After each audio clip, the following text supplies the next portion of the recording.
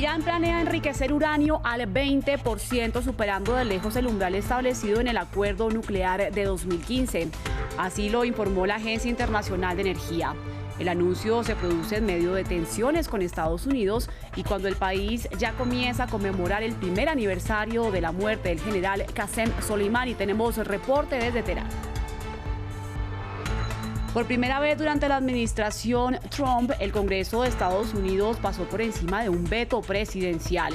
Con una abrumadora mayoría, el Senado se sumó a la decisión de la Cámara Baja para anular la prohibición del mandatario a la ley de defensa.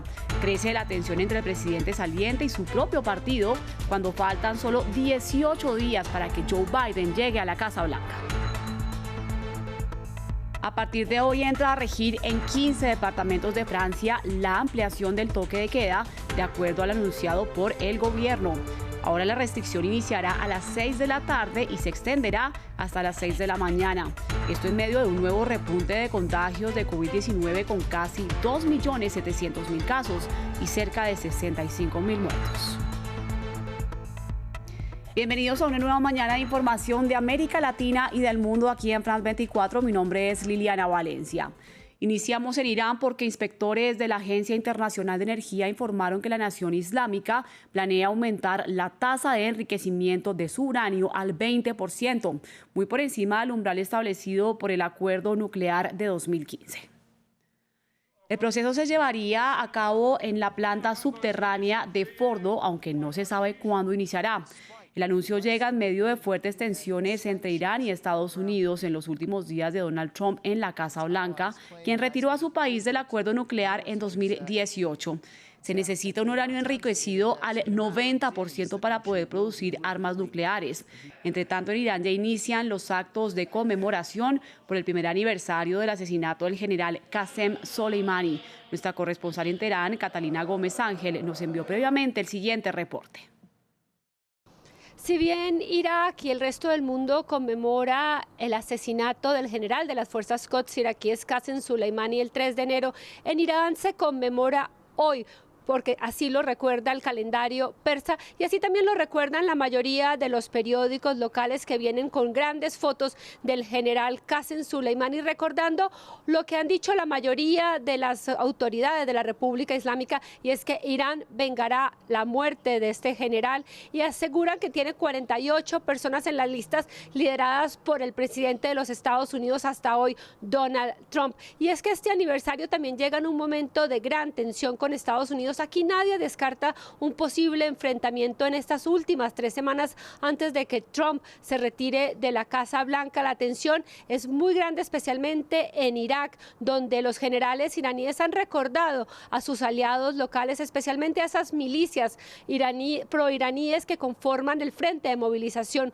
Popular, de que por favor no realicen ninguna acción que pueda causar la reacción de Estados Unidos. Recordemos que Qasem Soleimani no solamente fue asesinado en Bagdad, sino que con él también estaba quien era el segundo de estas milicias, Abu al-Muhandis, que era uno de los grandes aliados de Irán en Bagdad. Así que todo el mundo aquí en este país y en esta región del mundo está pendiente de lo que pueda suceder en estas últimas horas, en un día en que Irán también conmemora o llora la muerte de quien fuera el ayatolá más radical, el que sigue la mayoría de estas milicias, Mesbah Yazdi, que murió ayer en Teherán por complicaciones de salud. Cambiamos de información porque Estados Unidos arrancó en 2021 rompiendo la barrera de los 20 millones de casos confirmados por COVID-19. En este contexto, el presidente saliente enfrenta una nueva derrota. El Senado aprobó abrumadoramente anular el veto presidencial a la ley de defensa. La Cámara Alta se sumó al voto de la Cámara de Representantes y desoyó la prohibición firmada por el mandatario. Veamos el informe de Juan Pupiales. Una sesión extraordinaria un 1 de enero en un momento de máxima tensión entre los republicanos del Congreso y el presidente Donald Trump. El Senado, siguiendo la línea de la Cámara de Representantes, desestimó por primera vez un veto del mandatario. Con una sonora mayoría, la Cámara Alta mantuvo la ley de defensa a la que se oponía Trump. El magnate argumentaba, entre otras cosas, que esa normativa no limitaba la actividad de algunas redes sociales a las que el presidente acusa de ser imparciales. Esa negativa desató una ola de rechazo en el Congreso, que había aprobado esa ley después de meses de negociaciones entre republicanos y demócratas. Es una responsabilidad grande, pero también es una oportunidad tremenda para encaminar nuestras prioridades de seguridad nacional, de reflejar la determinación del pueblo estadounidense y las amenazas crecientes a su seguridad tanto en casa como en el exterior. Desde Twitter, Donald Trump calificó como patético lo ocurrido e insistió además en que el Congreso apruebe una cuantía mayor en la paga de ayuda a los estadounidenses en medio de la pandemia. Trump se ha alineado con los demócratas, quienes defienden un cheque de $2.000 por persona frente a los 600 que buscan los republicanos. El Senado tiene la última palabra sobre ese asunto y de momento los republicanos han aplazado la votación. Tal es el nivel de crispación que el jueves Trump adelantó un día su vuelta de vacaciones desde Florida en la antesala de este tira y afloja en el Congreso.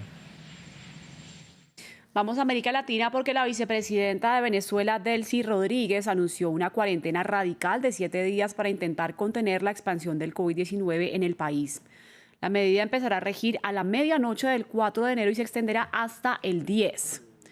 Esto como parte del plan 7+7, que consiste en una particular cuarentena intermitente con 7 días de confinamiento seguidos de 7 días de apertura del comercio.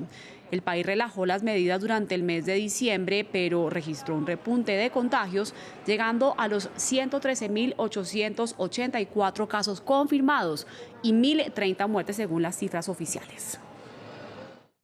Pasamos a Francia, donde debido al aumento de casos de coronavirus, 15 departamentos incrementaron su restricción. A partir de este sábado, en las regiones en cuestión se amplía el toque de queda, que ahora comenzará a las 6 de la tarde y no a las 8 de la noche, y durará hasta las 6 de la mañana. El país reporta ya más de 64.700 muertes desde el inicio de la pandemia. Veamos el informe. A partir de este sábado, estas calles en la ciudad de Nancy, al noreste del país, estarán vacías a partir de las 6 de la tarde. Si la medida es efectiva, yo prefiero esta medida a un confinamiento durante el día. Para mí es ridículo, no importa si empieza a las 6 o a las 8, no va a cambiar nada. Por el contrario, forzará a más personas a ir al comercio al mismo tiempo. El nuevo toque de queda, de 6 de la tarde a 6 de la mañana, aplicará para estos 15 departamentos, donde las infecciones por coronavirus son más altas. En otras regiones, el toque de queda actual, desde mediados de diciembre, será mantenido desde las 8 de la noche. La medida fue urgida por algunos alcaldes ante la preocupación por un eventual colapso de sus sistemas de salud. Muchos creen que la situación solo empeorará luego de las fiestas de fin de año.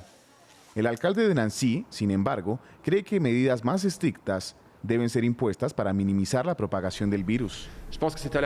Creo que ya es muy tarde, porque esperar hasta el inicio de enero, y probablemente no es suficiente.